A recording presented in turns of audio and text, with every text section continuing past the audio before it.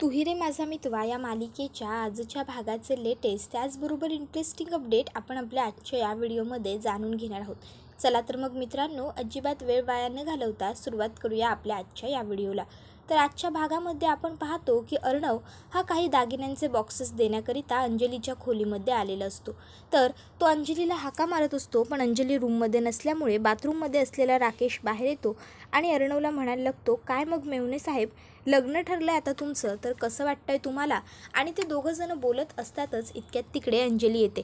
आता अंजलीने हातामध्ये कपड्यांचे काही बॉक्सेस आणलेले असतात. राकेश लगेचच तिच्या हातातले ते बॉक्स घेत म्हणतो, बायको अगं काय सुरू आहे तुझं, तू हे सगळं कशाला करतेस?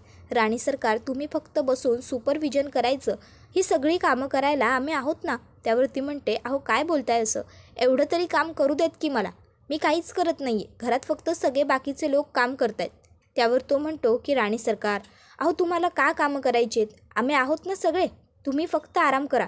काय अर्णव, नाहीतर कधीही काही होऊ शकतं ना, नाही म्हणजे काही झालं तर तू मलाच बोलशील काय, बरोबर ना? त्यावर अर्णव त्याला काहीच उत्तर देत नाही. तो फक्त तिथे बॉक्सेस ठेवतो आणि लगेचच अंजलीला म्हणतो, ताई मी येतो, आणि लगेच तो तिकडनं निघून जातो. त्याबरोबर आता इथे इशूच्या घरी लग्नाची खरेदी झालेली असते. आता साड्या वगैरे त्या बघत असतात. तर कोणती साडी इशूवर छान दिसते, कोणती साडी नमूवर छान दिसते, हे सगळं सुरू असतं. तर इकडे लावण्याच्या घरी म्हणजेच अर्णवच्या घरी लावण्या साड्या ट्राय करून बघत असते. लग्नाला कोणती साडी नेसायची हे ठरवलं चाललेलं असतं. तर इकडे अर्णव त्या ठिकाणी खाली आलेला असतो. आता जसा अर्णव तिकडे येतो, तो बघतो की लावण्या साड्या ट्राय करून बघत आहे. तो तिकडनं निघून चाललेला असतो.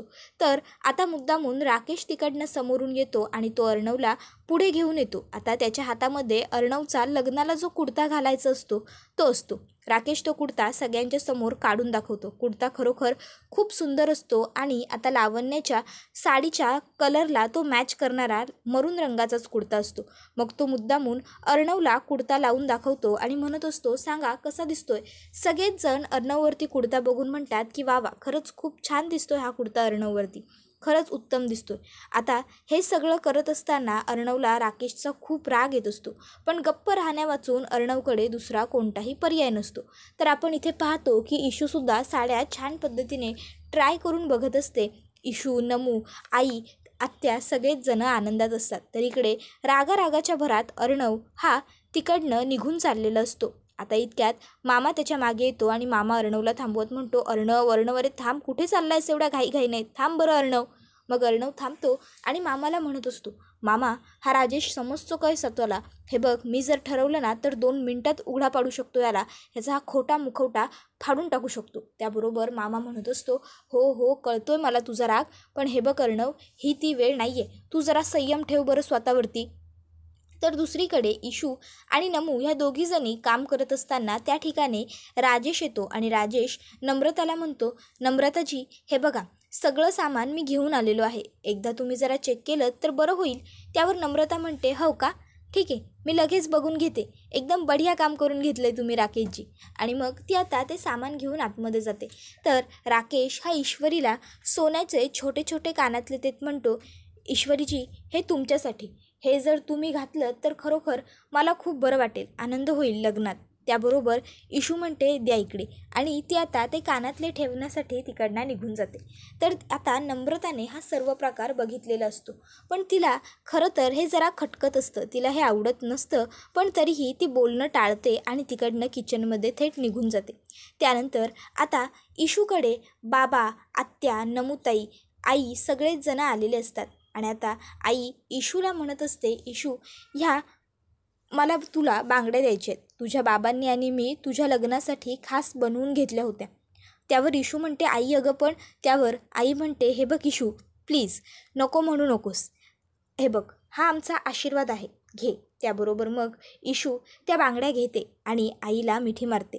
तर बाबा हा सर्व प्रकार बघत असतात. मनातल्या मनात ते म्हणत असतात, माझ्यासमोर माझ्या मुलीचं आयुष्य उद्ध्वस्त होतं आहे, पण मला काही करता येत नाही आहे, काही बोलता येत नाही आहे. तर इकडे हे सर्व काही बघून राकेश मात्र मनातल्या मनात म्हणत असतो की चला आता मस्त 5-1 लाख रुपयांपर्यंत तर आशीर्वाद मिळाला आहे माझ्या इंदोरी जिलबीला. तर आता लगेचच इकडे आत्या म्हणते, बरं चला, आता जर तुमचा हा इमोशनल सीन करून झाला असेल तर आपण आता जरा मानापमानाच्या ओट्या भरायला घेऊया का गं सुप्रिया. तेव्हा मानापानाच्या ओट्या भरण्यासाठी लगेचच सगळेजण तिकडनं निघून जातात. तर इकडे आई ही म्हणायला लागते की इशू, बांगड्या देवापुढे आठवणीने ठेव. सगळे तिकडनं गेल्यावर नमुताई मात्र तिथे एकटीच उभी असते आणि मनात म्हणत असते, गणूबाप्पा, माझ्या इशूचं सगळं छान होऊ दे, माझ्या मनातली शंका खोटी ठरू दे. इतक्यात राकेश तिला एकटीला उभं राहिलेलं बघतो आणि विचारतो, काय झालं नम्रताजी, तुम्ही अशा एकट्याच इथे का उभ्या राहिलात. त्यावर नम्रता म्हणत असते, राकेशजी, तुम्ही मला शब्द द्या की माझ्या इशूला तुम्ही अगदी उत्तम सांभाळाल, तिला कधीच त्रास होणार नाही, असं कोणतंही काम करणार नाही, तिच्या डोळ्यात कधी पाणी येणार नाही याची काळजी घ्याल, द्या मला प्रॉमिस. त्याबरोबर आता राकेश हा हसतो. नम्रता म्हणते, राकेशजी देताय ना प्रॉमिस. त्यावर राकेश म्हणतो, अहो नम्रताजी, असं काय करताय, आता लग्न करतोय मी त्यांच्याशी, माझं प्रेम आहे म्हणूनच ना, मग त्यांना कोणत्या गोष्टीचा त्रास होईल असं मी कधी वागू शकेन का. तरीही तुम्हाला वचन हवं ना, तर दिलं मी वचन, मी कायम त्यांची काळजी घेईन, त्यांना कधीही त्रास होईल असं कोणतंही कृत्य करणार नाही आणि त्यांना माहेरची आठवणही येणार नाही, त्या माहेर विसरून जातील असंही करीन. त्यावर लगेच नमुताई म्हणते, बढिया, तुम्ही एक काम करा, बाहेर बसा, मी तुमच्यासाठी चहा घेऊन आले. त्यावर नमुताई तिकडनं गेल्यावर राकेश इकडे मनातल्या मनात म्हणत असतो, अरे काय बावळट मुलगी आहे ही, वचनं काय 1 सोडून 100 देईन, पण त्यातलं पाळतंय कोण, पाळायला नको का. आणि मग आता स्वतःच विकृत पद्धतीने हसायला लागतो. तो किती नीच व्यक्ती आहे हे त्यालाच जसं काही कळत नाही आहे. तर पुढे आपण पाहतो की आता अर्णवची मेहंदी आहे आणि अर्णवच्या मेहंदीसाठी आता पहिले अर्णवची दृष्ट काढून घेतली जाते. त्याबरोबर आता लगेचच मुद्दामून राकेश पुढे येतो आणि अंजलीच्या डोळ्यात जे काजळ असतं त्या काजळातलं बोट थोडंसं काढतो आणि अर्णवच्या कानामागे लावतो. अर्णवला हे सगळं बघून खूप राग येत असतो, पण अर्णव आई, आजी, आकाश यांच्यासमोर काही बोलू शकत नसतो. तर ताई त्याची आहे या गोष्टीचा राकेश खूप फायदा करून घेत असतो. तर इकडे आता इशू ही बाबांना पाणी वगैरे पाजत असते. इतक्यात बाबांना समोर एक पेपर दिसतो. त्यावर लिहिलेलं असतं की 2 वर्ष झाली एका मुलीची फसवणूक, आरोपीला झाली शेवटी शिक्षा. आता बाबा सतत त्या बातमीकडे बघत असतात. इशू ही बाबांना विचारते, बाबा काय झालं, तुम्ही सतत त्या पेपरकडे का बघताय, काही होतंय का तुम्हाला, काय झालं बाबा, काहीतरी बोला. तर दुसरीकडे आपण पाहतो लावण्याला बांगड्या भरण्याचा कार्यक्रम सुरू झालेला असतो. नवरीच्या हातात हिरवा चुडा अगदी छान खुलून दिसत असतो. लावण्या खूप खुश असते. त्याचबरोबर आता मामीसुद्धा खूप खुश असते, कारण शेवटी तिला अर्णवचा सगळा बिझनेस मिळणार असतो. तर आई, आत्या, नमुताई सगळेच तिकडे येतात आणि इशूला विचारतात, काय झालं इशू, काय बोलतेस तू बाबांबरोबर. त्यावर इशू सांगत असते की आई बघ ना, अगं बाबा सतत एकटक नजर लावून त्या पेपरकडे बघतायत, काय बघतायत काही कळत नाही अगं. त्यावर आत्या म्हणते, अगं त्याची सुरुवात पहिले पेपर वाचूनच व्हायची ना गं, मग त्याची पेपर वाचण्याची इच्छा असेल. त्याबरोबर लगेचच आता आई मग नमुताईला म्हणते, नमू तू एक काम कर, बाबांना पेपर वाचून दाखव, म्हणजे त्यांना बरं वाटेल जरा कदाचित. त्यावर लगेचच नमुताई म्हणते, बाबा मी पेपर वाचून दाखवू का तुम्हाला, जर तुम्हाला बरं वाटणार असेल ना तर मी वाचते, 1 मिनटं. आणि लगेचच आता ती वाचण्यासाठी पेपर हातात घेते. तर इकडे अर्णवला मात्र खूप राग येत असतो. जे काही सुरू असतं ते त्याला सहन होत नसतं आणि त्यामुळे त्याचा प्रचंड संताप होत असतो. त्याबरोबर आता त्या ठिकाणी राकेश आलेला असतो. राकेश तिकडे येतो आणि अर्णवला म्हणतो, काय मेव्हणे साहेब आत येऊ का. काय नाही हो, आता मेव्हण्याचं होणाऱ्या लग्न आहे म्हटलं तर मग जरा पर्सनली भेटायला हवंच काय. बरं असू द्या, हे बघा मी काय घेऊन आलो आहे ते. आणि मग आता लगेचच राकेश आणि ईश्वरीच्या लग्नाची जी पत्रिका असते ती पत्रिका तो अर्णवला दाखवतो. आता अर्णव ती पत्रिका वाचतो आणि अर्णवला इतका राग येतो की अर्णव त्याच्याकडे बघत असतो. तर लगेचच आता राकेश हा अर्णवला म्हणत असतो, आणि यायचं नक्की हा बहिणीच्या नवऱ्याच्या लग्नाला. त्याबरोबर आता तो म्हणायला लागतो, अरे अगदी ते हिंदी सिरियल असतात तसंच वाटतंय ना, बहिणीच्या नवऱ्याचं लग्न. त्याबरोबर आता मात्र अर्णवला राग येत चाललेला असतो. अर्णव आता थेट ती पत्रिका घेतो चुरगाळतो आणि खाली फेकून देतो. त्याबरोबर राकेशला आता राग येतो. राकेश लगेचच जातो, ताबडतोब ती पत्रिका उचलतो आणि अर्णवकडे येत उघडत म्हणतो, काय रे, काय केलंस हे तू अर्णव? किती मेहनतीने छापून घेतली होती ही पत्रिका, पैसे दिले होते ना पत्रिके छापण्यासाठी, आणि तू ती अशी चुरगळून टाकलीस. पैसे वाया गेले ना, पण आपल्याला काय, जाऊ दे, काय फरक पडतो. तसं पण तुला माहिती आहे का हे पैसे कोणी दिलेले होते ते? अरे तुझ्या आजीने दिले होते. तुला माहिती आहे, तुझ्या आजीने दिलेल्या पैशातूनच मी स्वतःचं लग्न करतोय. असो, जाऊ दे. बरं मी काय म्हणतो, आता ईश्वरी कायमची माझी होणार. तू ये हा माझ्या लग्नाला. अरे तू VIP गेस्ट असणार आहेस आमच्या लग्नाचा. अर्णवराजे शिर्के. आता ईश्वरी होणार ईश्वरी राकेश नायक. त्याबरोबर अर्णवला राग येतो आणि अर्णव राजेशचा गळा आवळतो आणि त्याला म्हणत असतो की नाही, असं काहीही मी होऊ देणार नाही आहे. लक्षात ठेव, तुझ्या इतका नीच वृत्तीचा माणूस मी कधीच मिस इंदोरच्या आयुष्यात येऊच देणार नाही. समजलं ना तुला? त्यामुळे नीट बोलायचं. तर दुसरीकडे आता इशू विचार करत असते की काय सांगायचं नक्की बाबांना. मला नक्की काहीतरी सांगायचं आहे. एकटक पेपरकडे का बघत असतील काहीच कळायला मार्ग नाही आहे. तर दुसरीकडे राकेश हा अर्णवच्या हातातून स्वतःचा गळा सोडवून घेत अर्णवला म्हणत असतो, अरे अर्णव, तू काहीच करू नाही शकत, कळलं तुला? ही पत्रिका चुरगळण्या वाचून तुझ्या हातात काहीच नाही आहे. आणि तू मला कितीही धमक्या देत असलास ना, तरी तुझ्या डोळ्यात जी भीती आहे ना, ती स्पष्टपणे दिसते रे मला. तू काही करू शकत नाही, काही म्हणजे काहीच नाही, कळलं ना? पण तुला एक खरं सांगू का, मला ना हे आधीपासूनच माहिती होतं, जेव्हा मी ईश्वरीला बघितलं तेव्हाच, की ही आपल्यासाठीच रिझर्व आहे. आता पुढच्या 10 दिवसांनंतर ईश्वरी सगळ्या पद्धतीने माझी होणार. सर्व आम्ही दोघं एक होणार. कळलं ना तुला मला काय बोलायचं आहे ते? बरं जाऊ दे, तू फार विचार करू नको या गोष्टींचा. तू आता झोपून घे. बघ झोप येते का, जमतंय का? उद्यानवर देवाचा चेहरा फ्रेश दिसला पाहिजे. एवढं बोलून तो तिकडनं निघून जातो. अर्णव मात्र कपाटावर जोरात हात आपटत स्वतःचा राग व्यक्त करण्याचा प्रयत्न करत असतो. तर दुसरीकडे आपण पाहतो की इशूने आता पूर्ण अतज्ञपर्यंत म्हणजे स्वर आणि व्यंजन सगळी बाराखडी लिहिलेली असते. आणि आता ती बाबांना म्हणत असते, बाबा हे बघा, तुम्हीच नेहमी म्हणता ना, कोशिश करने वालों की कभी हार नाही होती. मग मी आता पूर्ण बाराखडी लिहिली आहे, अतज्ञ सगळं आहे इथे. आता मी एकेका बाराखडीवरून बोट फिरवते. तुम्ही बघा, जर तुम्हाला ते अक्षर हवं असेल त्या शब्दामध्ये, त्या वाक्यामध्ये, तर तुम्ही फक्त तुमचे डोळे मिचकवा आणि मग मला समजेल. तर आता आपण दुसरीकडे पाहतो की राकेश हा पैसे घेण्यासाठी एका माणसाकडे आलेला असतो आणि तो त्याला म्हणतो की अहो, तो माझे पैसे घेऊन पळाला ना सेट, म्हणून खरं तर मला पैसे असे उसनवार काढायची गरज लागते, पण मी तुमचे पैसे लवकरात लवकर परत करेन, हा माझा शब्द आहे. तुम्हाला माहिती आहे मी शब्दाचा किती पक्का येतो. त्याबरोबर लगेचच आता तो माणूस म्हणायला लागतो, हे बघ, मला तुझ्या शब्दाशी काही घेणं देणं नाही आहे. मी तुला पैसे देतोय, व्याजासकट मला पैसे ज्या दिवशी सांगितलेत त्याच दिवशी आणून द्यायचे, समजलं? आणि मग आता लगेचच तो त्याच्या माणसांना सांगतो की पैसे द्या रे याला. त्याबरोबर आता एक बाउन्सर जाऊन पैशांचा बंडल आणत राकेशच्या हातामध्ये देतो. आता राकेश ते पैसे बघतो आणि आता तो खूप खुश होऊन जातो. मनातल्या मनात तो म्हणत असतो की चला, माझ्या इंदोरे जिलेबीबरोबर लग्न करण्याचा आणि हनीमून करण्याचा सुद्धा आता चांगला बंदोबस्त झाला आहे. याच्यात हनीमून आणि लग्न दोन्ही अगदी सहज आटपून जाईल. त्याबरोबर आता लगेचच इकडे त्याला तो माणूस म्हणतो, काय? त्यावर राकेश वर बघतो तर तो माणूस म्हणतो, चला निघायचं आता, निघ. मग तो तिकडनं गेल्यावर लगेचच आता तो जो गुंड असतो तो त्याच्या माणसांना सांगतो की याच्या मागावर राहा.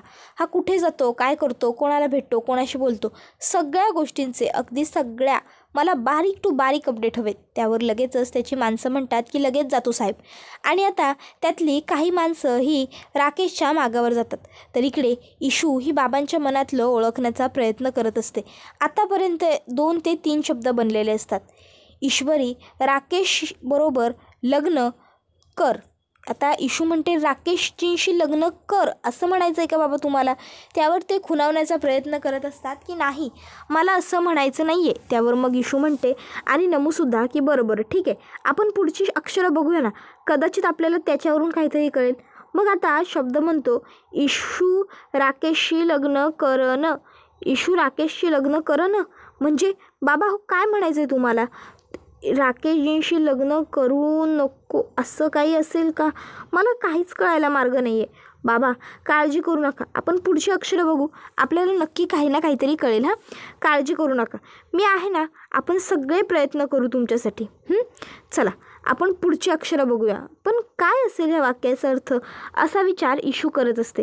तर दुसरीकडे आपण पाहतो की इकडे आता आकाशने अर्णवच्या सगळ्या हळदीची व्यवस्थित छान पद्धतीने तयारी करून घेतलेली असते. तो त्याला सांगत असतो, हे बघ इकडे सरकव, हां वाव शाब्बास, तिकडे सरकव थोडं, हां. आणि मग आजी तिकडे येते आणि म्हणत असते, वा वा वा, खरंच काय उत्तम तयारी केली आहेस रे तू अर्णवच्या हळदीची. त्याबरोबर आकाश म्हणत असतो, आजी अगं ही तर फक्त सुरुवात आहे, अजून खूप काही बाकी आहे. फक्त दादाला हे सगळं आवडायला हवं, मग बघ बाकी दुसरं काही नको. त्याबरोबर लगेचच आता लावण्य म्हणत असते, खूप छान तयारी झाली आहे, एकदम ग्रेट. तर आता वल्लरी मामी म्हणत असते, अरे आकाश तू काय बोलतोयस हे? आजपर्यंत आपल्या अर्णवला काही आवडलं आहे का? त्याच्या मनाचा मागमूस कोणाला लागला आहे का? त्याबरोबर लगेचच आता आजी ही लावण्याकडे येते आणि लावण्याला म्हणत असते, लावण्या लग्नाचे आणि हळदीचे सगळे विधी तुला माहीत आहेत ना गं? त्यावर लावण्या म्हणते, सॉरी आजी, पण हळदीचे विधी खरंच मला माहीत नाही आहेत, पण तुम्ही शिकवलंत की मी नक्की शिकेन ना. त्याबरोबर लगेचच आता आजी म्हणायला लागते की हो नक्की. तर आई आता मामी म्हणत असते की खरंच लावण्या, तुला आई उत्तम पद्धतीने सगळं शिकवतील, त्या खूप छान शिकवतात. त्याबरोबर लगेचच आता आजी म्हणत असते, हे बघ फार काही करायचं नसतं गं, सगळं सोपं असतं. आता इथे अर्णवला हळद लागणार आणि मग त्याची उष्टी हळद तुला लागणार. आधी हळद कुटून घ्यायची, हळद कुटून झाली की तुम्हा दोघांचं औक्षण झाल्यानंतर पहिली हळद अर्णवला, मग अर्णवची हळद लावून झाली की त्याच्यातलीच उष्टी हळद तुला लावणार. त्यावर लावण्या म्हणते, फायनली मला ARची उष्टी हळद लागणार. तर त्यावर लगेचच आजी म्हणते की हो आता तुला अर्णवची उष्टी हळद लागणार. बरं तुझ्या आई बाबा नाही यायला वेळ नाही आहे, ठीक आहे काही हरकत नाही, पण नक्की तुझे मामा मामी तरी येणार आहेत ना? नाही म्हणजे सकाळी माझं तसं तुझ्या आईशी बोलणं झालं आहे म्हणा, पण तरीही मी तुलासुद्धा एकदा रिमाइंडर देते. त्यावर लगेचच ती म्हणते की हो हो चालेल आजी. आजी म्हणते, माझं जरा काम आहे, मी आले, आणि ती तिकडनं कामासाठी निघून जाते. तर इकडे मामी ही आता म्हणत असते, काय गं लावण्या, तुझ्या आईला लग्नाला यायलासुद्धा जमत नाही आहे का? त्यावर लगेचच आता मम्मा म्हणत असते की हे बघा मामी, हो लग्न वगैरे ह्या अशा प्रॅक्टिकल गोष्टींमध्ये, इमोशनल गोष्टींमध्ये आम्ही दोघीजणी नाही गुंतत, आम्ही प्रॅक्टिकली विचार करतो. माझ्या मम्मासाठी तिच्या मुलीच्या लग्नाला येणं महत्त्वाचं होतं, पण त्याहून महत्त्वाचं काम होतं की नाही. बाय द वे मी आले टचअप करून. त्याबरोबर आता मनातल्या मनात वल्लरी म्हणत असते, तुम्ही मनात विचार करा किंवा काही करा, मला काय करायचं आहे, मला फक्त हे लग्न निर्विघ्नपणे पार पडलेलं हवं आहे. तर दुसरीकडे अर्णवला आता आठवत असतं की राजेशने त्याला येऊन धमकी दिलेली असते, त्यामुळे आता तो शांत बसलेला असतो. इतक्यात त्या ठिकाणी आता अंजलीताई येते आणि अर्णवच्या हातामध्ये एक मंगळसूत्र द्यायला लागते आणि त्याला म्हणत असते की हे घे चिंटू, हे बघ मी आता तू लावण्याबरोबर एवढ्या घाईघाईत लग्न का करतोयस, तू हा निर्णय का घेतलायस असा कोणताही प्रश्न विचारणार नाही आहे, पण हो मी तुला हे द्यायला आली आहे. हे मंगळसूत्र आपल्या आईने बनवून घेतलं होतं, आजीकडे ठेवलं होतं एवढे दिवस. आजी म्हणाली की तिने हे मंगळसूत्र बनवून घेतलं पण कधी वापरलंच नाही, कदाचित तिने तिच्या सुनेसाठीच करून घेतलं असावं. हे घे, हे मंगळसूत्र आज तू लावण्याच्या गळ्यात घालावं अशी आजीची इच्छा आहे, पण जर तुझ्या मनात नसेल ना तर नको घालू, कारण काय आहे ना, हे मंगळसूत्र आपल्या आईचं आहे, त्यामुळे ह्या मंगळसूत्राचं काय करायचं हे सर्वस्वी आपणच ठरवू शकतो. हा निर्णय सर्वस्वी आपला आहे, त्यामुळे जे काही करशील ते विचारपूर्वक आणि योग्य तो निर्णय घेऊन करशील, एवढं फक्त मला तुला सांगायचं आहे. हे मंगळसूत्र घे. असं म्हणत ताई अर्णवच्या हातामध्ये मंगळसूत्राचा बॉक्स सोपवते आणि आता ती तिकडनं निघून जाते. अर्णव मात्र आता त्या बॉक्समधलं ते मंगळसूत्र काढतो आणि त्या मंगळसूत्राकडे बघतच राहतो. पूर्ण सोन्याच्या तारेमध्ये बनवून घेतलेलं ते बाजूने गोल मंगळसूत्राला अखंड चेन असलेलं, 2 मध्ये सुंदर डवल्या असलेलं मंगळसूत्र पाहून अर्णवला ताबडतोब त्याच्या आईची आठवण येते. अर्णव आईच्या आठवणीत हरवलेला असतानाच मामा त्या ठिकाणी पोहोचलेला असतो. आता मामा हा अर्णवला म्हणत असतो, अर्णव हे बघ तुला जर नसेल करायचं हे सगळं तर नको करू. इतक्यात मामालासुद्धा ईश्वरीच्या आणि राकेशच्या लग्नाची पत्रिका दिसते. मामासुद्धा ती पत्रिका बघतो आणि चुरून फेकून देतो. तर आता अर्णव हा मामाला म्हणत असतो, मामा हे बघ, तुला एक गोष्ट कळली का या पत्रिकेत बघून? अरे माझं लग्न आधी आहे आणि मिस इंदौरचं लग्न नंतर. म्हणून आता आपल्या हातात एक पर्याय आहे. हे बघ, तू माझ्या लग्नात मिस इंदौरलासुद्धा इन्व्हाइट कर. मिस इंदौर जर इथे आली तर स्वतःच्या डोळ्यानेच ती राकेशला इथे बघेल आणि तिला स्वतःहूनच खरं समजून जाईल. त्याबरोबर मामा म्हणत असतो, अर्णव तुला खरंच असं वाटतं का की आपला हा प्लॅन वर्क होईल म्हणून? त्याबरोबर अर्णव म्हणत असतो, हो मामा, नक्कीच आपला हा प्लॅन वर्क होणार. मी सांगतोय तसं तू कर. आपल्याकडे दुसरा काही पर्याय नाही आहे. तू मिस इंदौरला माझ्या लग्नासाठी इन्व्हाइट कर. त्याबरोबर मामा म्हणतो, जर तुला वाटत असेल ना तर ठीक आहे, काही हरकत नाही. मी एक काम करतो, मी ताबडतोब ईश्वरीच्या घरी जातो आणि तिथे जाऊन तिला लग्नाला यायला आमंत्रण देतो. तू खाली जा, खाली सगळे तुझी वाट बघतायत. तर दुसरीकडे ईशू आता म्हणत असते, राजेशशी लग्न करू नको. बाबांना काय म्हणायचं आहे नक्की? इतक्यात त्या ठिकाणी राकेश येतो आणि राकेश आता विचार करतो, बाप रे काय दिसतं हे सगळं. तर आता इशू विचार करत असते, राकेशशी लग्न करू नको असं म्हणत असतील का बाबा? इतक्यात तिकडे राकेश येतो आणि म्हणत असतो, काय येऊ का? काय काय चाललंय का इथे? ईश्वरीजी अहो काय करताय तुम्ही हे? त्याबरोबर ईश्वरी म्हणत असते, काही नाही ते राकेशजी. त्यावर राकेश म्हणतो, अहो काही नाही काय, हे म्हणा की खरं, काकांना बोलतं करण्याचा प्रयत्न करताय ना? काकांना सुद्धा खूप घाई लागली आहे बोलायची. काका काळजी करू नका, लवकरच बोलाल तुम्ही. तुमच्या दोन्ही मुली खूप हुशार आहेत बाकी. त्याबरोबर लगेचच आता नजर रोखून बाबा राकेशकडे एकटक बघत असतात. त्याबरोबर त्या ठिकाणी आई आणि आत्या दोघी आलेले असतात. आता त्यासुद्धा येऊन विचारतात की काय ग इशू, काय नमू, काय पसारा केलाय हा, काय सुरू आहे हे सगळं? त्याबरोबर आता इशू आणि नमू सांगत असतात की बाबांना काहीतरी सांगायचा प्रयत्न करायचा आहे, म्हणून मग आम्ही बाराखडीमधून ते जे सांगण्याचा प्रयत्न करतायत ते शब्द लिहून काढतो आणि अर्थ लावतोय ते काय बोलतायत त्याचा. तर आता राकेश म्हणतो, मी आहे ना, मी सांगतो काकांना काय बोलायचं ते, बघू बरं शब्द. आणि मग राकेशशी लग्न करून एवढं फक्त लिहिलेलं असतं, करण. मग तो आता म्हणतो, अहो काय लिहिलं हे, राकेश लग्न करण, म्हणजे ईश्वरी राकेश बरोबर लग्न करून माझा आशीर्वाद घ्यायला ये असं काकांना म्हणायचं आहे. मी बरोबर ओळखतो त्यांच्या मनातलं, हो की नाही काका, बरोबर ना? त्यावर आत्या म्हणते की हो, दादाला असंच म्हणायचं असेल. तर दुसरीकडे अर्णवला हळद लावण्यासाठी आता पाटावर बसवलं जातं, त्याचं औक्षण करण्यात आलेलं असतं. तर दुसरीकडे आता राकेशने घरी आता पुजारी बोलवलेले असतात आणि आता तो म्हणत असतो की हे बघा, हे आमच्या साने गुरुजींच्या खूप जवळचे गुरुजी आहेत. आता हे आपल्याला सर्व व्यवस्थित सांगतील. गुरुजी म्हणतात, हे बघा, ही लग्नाची यादी, लग्नात काय काय साहित्य हवं आहे ते सगळे यात लिहिले आणि साखरपुडासुद्धा तुम्हाला लग्नाच्याच दिवशी सकाळी करायचं आहे ना, त्याची यादी वेगळी दिलेली आहे. ही घ्या. तुमच्या साखरपुड्याच्या वेळी काही अडचण आली होती का, म्हणजे काही विघ्न? त्याबरोबर लगेचच राकेश सांगायला लागतो की आपले जे साने गुरुजी आहेत ना, त्यांना हार्ट अटॅक आला होता. त्याबरोबर लगेचच आता गुरुजी म्हणायला लागतात की जर तसं असेल तर मग हे विघ्न आहे, म्हणून तुम्ही एक काम करा, कुलदैवतेच्या दर्शनाला एकदा जाऊन या, म्हणजे सगळं व्यवस्थित होईल. दोघं जोडीने जा, तुमच्या होणाऱ्या बायकोलाही घेऊन जा. आता ही गोष्ट घरात सगळ्यांनाच थोडी खटकते. तो म्हणतो, पुजारी मला फक्त जे तुमच्या सुखी संसारासाठी गरजेचं आहे ते सांगावं वाटलं म्हणून मी बोललो, बाकी तुम्ही बघा, मी येतो. आणि तो आता तिकडनं निघतो. त्याबरोबर लगेचच आता मागून राकेश येतो आणि त्याला म्हणतो, हे घे, एवढेच मिळतात ना तुला पर डेच्या हिशोबाने? त्यावर तो म्हणतो की अहो जरा जास्त द्या, विंगेत फक्त उभे राहायचे एवढे पैसे मिळतात. मग राकेश त्याला आणखीन 500 रुपये देतो आणि म्हणतो, चल सूट, आता चांगलं नाटक केलंस. त्याबरोबर आता इथे आई म्हणत असते, जयुताई अहो मला हे पटत नाही आहे, लग्नही झालेलं नाही आहे तर दोघांना जोडीने देवदर्शनाला कसं पाठवायचं आपण? लग्न झालं की जातील की. त्यावर जयुत्या म्हणते, अगं हो, मलासुद्धा थोडं खटकतच होतं, पण इतक्यात राकेश आता फोनवर बोलण्याचं नाटक करायला लागतो. अहो नाही जमणार, खरंच नाही जमणार, नका तुम्ही उगाच हट्ट करू. आणि ईश्वरीजींच्या घरच्यांनासुद्धा पटायला हवं नाही, त्यांनासुद्धा नाहीच पटणार की. कोण असं करेल बरं? आणि पैशांची सुद्धा जुळवाजुळव करावी लागेल, पुन्हा पैसेसुद्धा कमीच पडतील.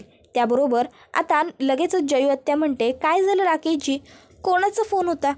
कोण बोलत होतं तुमच्याबरोबर? त्याबरोबर राकेश म्हणत असतो, काही नाही, साने मास्तरांचा फोन होता.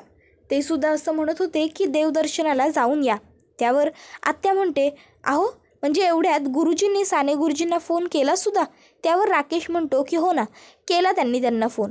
त्यांचं असं मत आहे की तुमच्या सुखी संसारासाठी जर सांगितलं आहे तर ते पूर्ण करा. जाऊन दोघंजणं देवदर्शन घ्या. त्याबरोबर लगेचच जयू आत्या म्हणते की जर साने गुरुजीसुद्धा म्हणतायत तर तुम्ही दोघंजणं जाऊन देवदर्शन घेऊन या, काही हरकत नाही. त्याबरोबर राकेश म्हणत असतो की ठीक आहे, तर मग मला काय वाटतं ईश्वरीजी, आपण आजच निघूया देवदर्शनासाठी, म्हणजे बरोबर आपण दर्शन घेऊन लवकर येऊ. त्यावर लगेचच आता आई म्हणत असते की तुम्ही दोघांनीच असं जाणं मला योग्य वाटत नाही आहे. एक काम कर नमू, तू सुद्धा या दोघांबरोबर जा, म्हणजे कसं व्यवस्थित वाटेल. त्याबरोबर लगेचच नमुताई म्हणते, हा बाई चालेल, मी सुद्धा आवरायला घेते मग. त्याबरोबर आता लगेचच राकेश म्हणायला लागतो, नाही म्हणजे खरं म्हणायचं तर जर नमूजी आल्या असत्या तर बरंच वाटलं असतं, आम्हाला आनंद झाला असता. पण काय आहे ना, जर नम्रताजी आमच्याबरोबर आल्या तर मग आम्हाला पुन्हा गाडी करून जावं लागेल आणि परत खर्च वाढेल, परत सगळा तामझाम, आणि हळूहळूसुद्धा गाडीने जावं लागेल. तर मग त्यापेक्षा जर आम्ही दोघंच गेलो असतो ना तर काय झालं असतं की पटकन आलो असतो एका रात्रीत आणि म्हणजे सगळं व्यवस्थित झालं असतं. आता गेलो असतो आणि संध्याकाळपर्यंत तर परत आलो असतो. त्यावर आत्या म्हणते की हो हो चालेल. त्यावर लगेच आता आई म्हणते पण जरा, त्यावर राकेश म्हणतो काय झालं, तुमचा माझ्यावर विश्वास नाही आहे का? त्यावर आत्या म्हणते नाही नाही हो, असं काही नाही आहे, आमचा तुमच्यावर पूर्ण विश्वास आहे. इशू जाग तू. अगं सुप्रिया, देवदर्शनाला नाही कसं म्हणायचं? मग आई म्हणते हो बरोबर आहे, इशू जा बाळा, आवरून ये, साडी नेस, हा नमू जा, तू तिला मदत कर. मग इशू आणि नमू तिकडनं निघून जातात. तर आत्या इथे त्या दोघी राकेशला म्हणतात तुम्ही बसा, आम्ही तुमच्यासाठी चहा घेऊन आलो, आणि त्या तिकडनं निघून जातात. तर इकडे राकेश आता मनातल्या मनात म्हणत असतो की चला आता आपला प्लॅन सक्सेसफुल होणार, आपण जे ठरवलं आहे तसंच घडणार. तर इकडे आता अर्णव हा हळद लावण्यासाठी हळदीच्या पाटावरती बसलेला असतो. आता लगेचच सगळेजण अंजलीला म्हणायला लागतात, अंजली तू लाव चिंटूला पहिली हळद. आता अंजली आजीला म्हणते नाही नाही नको, मी नको, आजी तू एक काम कर, पहिली हळद चिंटूला तू लाव. अगं तू आजी आहेस, पहिला मान तुझा. त्याबरोबर लगेचच आता आजी म्हणायला लागते नाही नाही अंजली, हे बघ तू मोठी बहीण आहेस की नाही त्याची, मग पहिला मान तुझा, चल ये पहिली हळद तू लाव. त्याबरोबर मग अंजली म्हणते बरं ठीक आहे. आणि मग आता अर्णवला पहिली हळद लावण्यासाठी अंजली ही पुढे येते. आता ती वरती जातच असते, इतक्यात लगेचच वल्लरी मामी तिला अडवते आणि म्हणते थांब अंजली, असं नाही चालणार, अर्णवला हळद लावायची आहे तर उखाणा तर घेतलाच पाहिजे की नाही, उखाणा घे. आता अंजली ताई लाजत असते, तर वल्लरी मामी म्हणते अगं घे ना उखाणा, आता लाजतेस कुठे अंजली, चल घे ग पटकन. त्यावर लावण्यासुद्धा म्हणते हो ताई घ्या ना उखाणा तुम्ही छानपैकी. त्यावर लगेचच आता अंजली उखाणा घ्यायला लागते. चिंटूच्या हळदीचा होऊ देत शुभ शकून, चिंटूच्या हळदीचा होऊ देत शुभ शकून, राजेश रावांचं नाव घेते तुम्हा सगळ्यांचा मान राखून. आता अंजलीने खूप छान आणि सुंदर उखाणा घेतलेला असतो. मग लगेचच आता सगळेजण टाळ्या वाजवतात आणि अंजली अर्णवला हळद लावण्यासाठी वरती येते. अंजलीसुद्धा खुश नसते आणि अर्णवसुद्धा. ती अर्णवच्या गालावर हळद लावणार इतक्यात अर्णवचा फोन वाजतो. अर्णव फोनकडे बघायला लागतो, अंजलीकडे बघत असतो. त्यानंतर पुढील भागात आपल्याला असे पाहायला मिळते की इकडे बाहेर आता पोलीस आलेले असतात. हॉटेलवरती धाड पडलेली असते, तर इशू अर्णवला स्वतःपासून लांब करत असते.